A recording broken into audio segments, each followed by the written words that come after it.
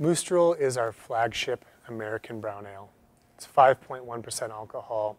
It's 26 IBUs and 38 SRM. What that really means is it's a dark brown, malt-forward beer that finishes very crisp and dry. You're going to get some chocolate malts with a subtle hint of roast, but we want this beer to be easy, balanced, and very drinkable.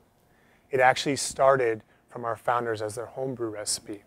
In 1995, July of 95 was the first time they brewed it. And it actually easily outsurpassed anything else they'd brewed and has become the face of Big Sky Brewing to this day. Moostrel starts with 2-row malted barley. We add a significant portion, about 10% of Crystal 75 malt. We add a small, about 2.8% of chocolate malt and just a touch, 0.8% of Black Patent malt.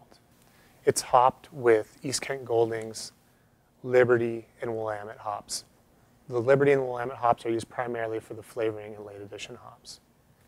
It is filtered to a 0.8 micron, meaning that this beer is brilliantly clear. We don't want any yeast, we don't want any hop matter, we don't want any haze. We want a brilliantly clear beer. Start with trying to hit 13 degrees Plato or convert it to specific gravity 1052. What that does is gives you a starting sugar content, which will then be fermented down to your final gravity. The lower it goes, the drier that beer will be. We finish Moostrel at 3 degrees Plato, or about 1012.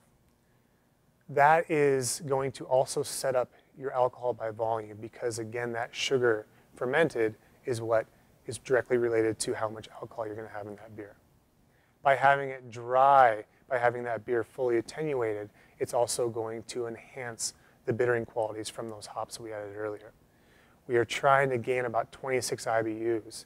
And what that is, that's a medium hop bitterness. Most of those IBUs are added early in the boil from the addition of East Kent Goldings. That's going to give you the base bitterness.